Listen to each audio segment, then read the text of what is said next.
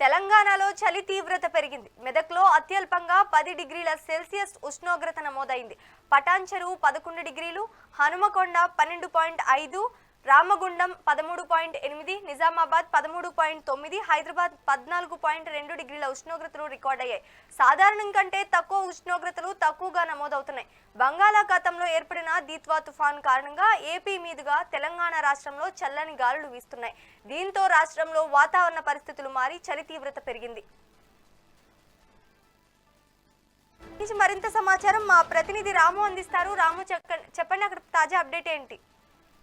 Good morning Sreeja. బంగాళాఖాతంలో ఏర్పడిన దీత్వా తుఫాన్ ప్రభావంతో తెలంగాణ రాష్ట్ర వ్యాప్తంగా చలిపులి మందులో సరికొత్త పంజాబ్ ఇస్తుంది. సాధారణం కంటే 2 నుంచి 4 డిగ్రీల సెంటీగ్రేడ్లు కూడా ఉష్ణోగ్రత తక్కువగా నమోదుండటంతో కూడా ఏజెన్సీ ప్రాంతాలతో పాటు అటవీ ప్రాంతాల్లో పూర్తిగా కూడా చలి తీవ్రత పెరిగింది. ఈ నేపథ్యంలో బయటికి వెళ్లాలంటే కూడా ప్రజలు జంకుతున్న పరిస్థితి.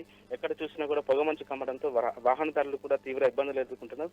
ఉదయం పూటనే లైట్లు వేసుకుని వెళ్లాల్సిన పరిస్థితి వచ్చిందంటే ఒకవైపు చలి తీవ్రతతో పాటు ఏ విధమైన పొగమంచు కురుస్తుందో అర్థమవుతుంది. గత వారం రోజుల నుంచి కూడా చలి తగ్గడంతో కూడా కొంతమంది దీర్ఘకాలిక వ్యాధిగ్రస్తులతో పాటు మిగతా వారు కూడా ఊపిరి పీల్చుకున్నారు. కానీ ఈ నేపథ్యంలో దాదాపు 4 డిగ్రీల ఉష్ణోగ్రత తగ్గడంతో వాతావరణ వైద్యులు కూడా సూచిస్తున్నారు. దీర్ఘకాలిక వ్యాధిగ్రస్తులు కూడా జాగ్రత్తగా ఉండాలి. ఆస్తమాతో బాధపడే వాళ్ళు చలిలో ఉండకూడదని చెప్పేసి చెప్తున్న నేపథ్యంలో కూడా నిన్నటి నుంచి కురిసిన ఉష్ణోగ్రత వచ్చిన సెంటిగ్రేడ్ చూసుకుంటే కనుక పటాన్చెరులో 11 డిగ్రీలు, హన్మకొండలో 12.5, రామగుండంలో 13.8, నిజామాబాద్లో 13.9 డిగ్రీల అత్యల్ప ఉష్ణోగ్రత నమోదవడంతో ఈ ఏరియాలో పూర్తిగా చలి తీవ్రత పెరిగింది. రాబోయే 2 రోజుల్లో కూడా ఈ బంగాళాఖాతంలో ఏర్పడిన దీత్వా తుఫాన్ కారణంగా ఉష్ణోగ్రతలు మరింత తగ్గుతాయి, చలి తీవ్రత పెరుగుతుందని చెప్పేసి వాతావరణ శాఖ అధికారులు ఇప్పటికే హెచ్చరించారు.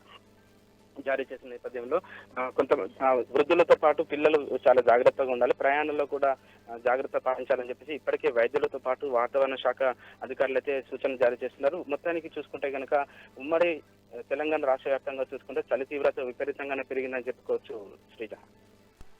Right, thank you for the update Ramu.